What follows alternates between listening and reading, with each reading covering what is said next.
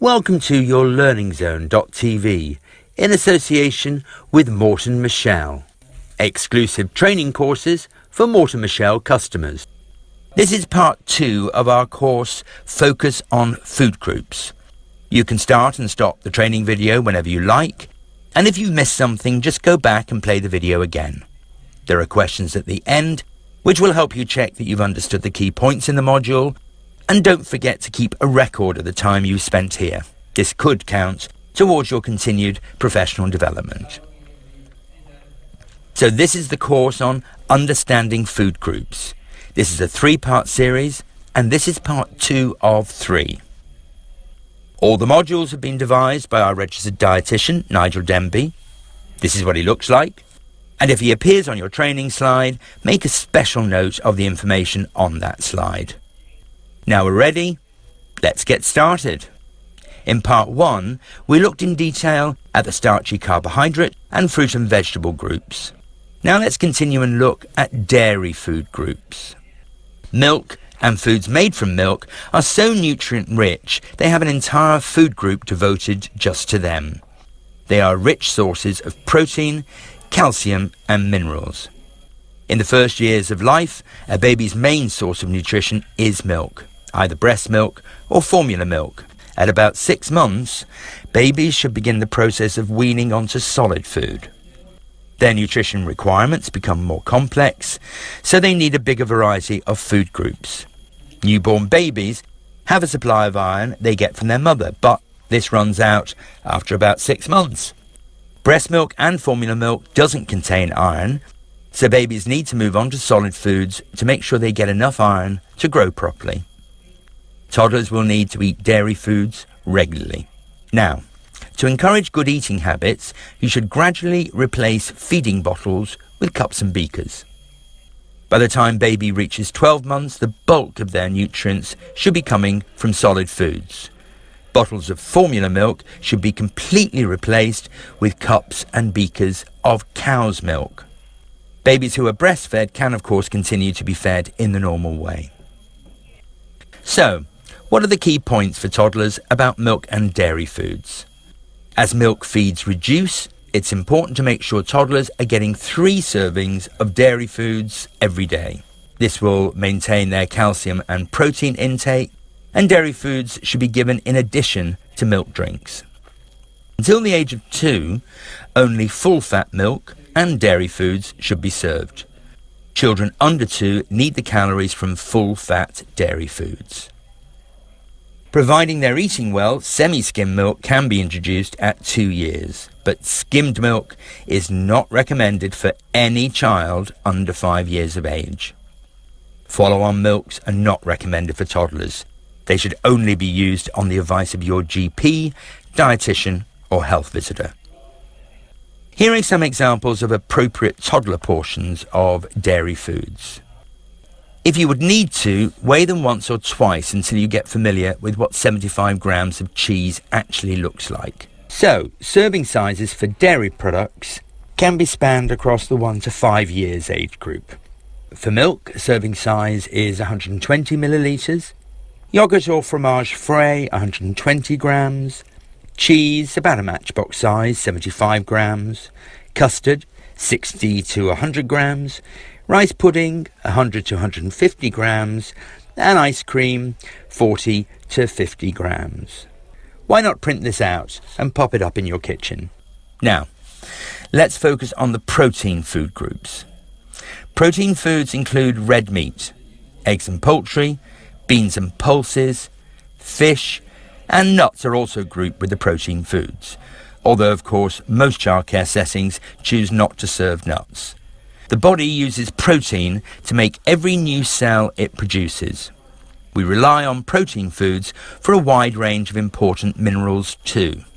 Perhaps the most important mineral is iron. Babies have a high need for iron to produce new red blood cells. The blood cells transport energy and nutrients around the body to fuel growth and development. Red meat is the richest source of iron. 2 or 3 servings of red meat each week supplies most children with enough iron to be healthy. Non-meat eaters find good sources of iron in foods like pulses and eggs. And most fortified breakfast cereals are also a good vegetarian source of iron. Iron from non-meat sources isn't used by the body as efficiently as the iron from animal foods. But vitamin C helps the process of absorption. So it's a good idea to serve a food containing vitamin C alongside non-meat sources of iron. Another important nutrient from protein foods is the essential fatty acid called omega-3, and that's found in fish. Essential nutrients can only be found in food, and fish is by far the richest source of omega-3 in our diet. Toddlers need omega-3 for a wide range of reasons. Healthy joints, healthy hearts, and even brains rely on omega-3. One serving of white fish and another of oily fish each week is recommended for toddlers, so that they get enough omega-3s to be healthy. And oily fish include salmon, trout, sardines, mackerel and pilchards. But unfortunately, canned tuna can't be counted as an oily fish because the canning process destroys the omega-3. But fresh tuna and other canned oily fish do supply good amounts of omega-3 and count as an oily fish serving. Canned tuna is very popular amongst children, probably because it's not as strong a flavour as some other fish. So you might try to mix canned tuna with, say, canned salmon to increase the omega-3 content of your recipes. So let's go over the basic key points for protein foods and toddler diets. Toddlers need to be served a variety of meat, fish, poultry and eggs twice a day. Toddlers who don't eat animal foods need an extra serving of vegetarian protein every day. Eggs are a terrific source of iron and protein, and puddings containing eggs are a useful way to boost toddlers' intake. And if you choose to operate a nut-free policy, make sure your policy is in writing and clearly displayed. Now, here are some examples of appropriate toddler portions of protein foods. You may need to weigh items once or twice until you get familiar with what 75 grams of, say, salmon actually looks like. So let's look at serving sizes. For 1 to 3 years, the amount of red meat, say in beef or lamb stew, should be no more than 90 grams. That's 90 grams. Sausage, 40 grams, minced beef or lamb, 120 grams, chicken curry, 90 grams, sliced chicken for sandwiches, 25 grams, salmon, 50 grams, boiled egg, 50 grams, vegetable lasagna, 160 grams, and baked beans, 80 grams. Now this rises obviously as the child gets older, so the 3 to 5 years sizes go up proportionately. So for red meat, say beef or lamb stew, it's 105 grams, for sausage 50 grams, minced beef or lamb 150 grams, chicken curry 100 grams, sliced chicken for sandwiches 45 grams, salmon 75 grams, boiled egg remains the same at 50 grams, vegetable lasagna 180 grams, and baked beans stays the same at 80 grams. It's probably worth printing out a copy of this and putting it up in your kitchen. Now the last food group we need to look at are foods high in fat and sugar. These foods are often wrongly tarred with the same brush, as all being unhealthy. But many high-fat foods are also rich sources of important nutrients. Fat-soluble vitamins like vitamin A and vitamin D are found in the fat in our foods. Other nutrients like vitamin E and important fatty acids like omega-3 and omega-6 can only be found in fatty foods. But of course, along with nutrient-rich foods, there are also foods in this group which are described as containing empty calories. Foods like sugary fizzy drinks, sweets or crisps contain lots of calories, but little or no nutrition. They're empty calories. But as we said, at some stage toddlers are going to find sugary foods and other foods containing empty calories, so offering a few crisps or chocolate biscuits at a party or after some sort of sport is okay. It helps children to learn these foods are occasional treats, but that they're not everyday foods. It's when foods containing empty calories are eaten every day that problems begin. As always, it's all about striking a balance. So let's focus on the key points for foods high in fat and sugar.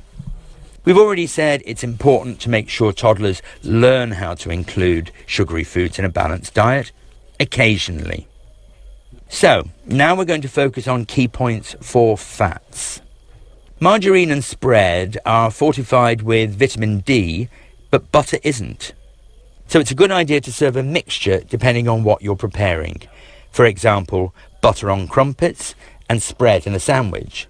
Choose pure vegetable oils rather than blended oils, because it's not always possible to tell what oils are used in blended vegetable oil. Choosing pure rapeseed oil or, say, sunflower oil means that's the only oil in the bottle. And keep olive oil for dressings rather than cooking with it. Instead, use oils like rapeseed, corn, sunflower or soya oil for cooking. The flavours of these oils are lighter and they can withstand higher heat than olive oil. Okay, and here we are. It's that time to help you test and remind yourself of what you've covered in this module. And if you get any of the questions wrong, don't worry. Just go back over the module again. Best of luck. At what age can toddlers be given semi-skimmed milk? Is it 1 year, 18 months, or 2 years? At what age can toddlers be given semi-skimmed milk? 1 year, 18 months, or 2 years? Yeah, that's right. Toddlers can be given semi-skimmed milk at 2 years, providing they're eating well. Some toddlers who don't eat well will still need the extra calories from full-fat milk. Next question. How many servings of cheese, yogurt or custard should a toddler be served every day?